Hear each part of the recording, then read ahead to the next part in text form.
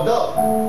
Oh, golden boy ka na pala ngayon. Pero actually, wala sa mukha mo ang golden boy.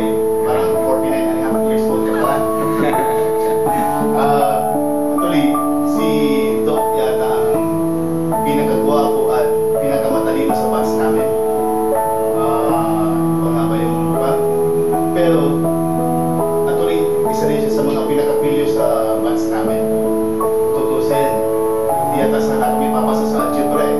Kaya lang dahil pag-quiz, siya ang nagbigay ng mga answer sa amin. Kaya tuloy, mataas din ang grade namin. Kaya thank you, Doc, ha? Pero actually, Doc, seriously, successful ka na ngayon.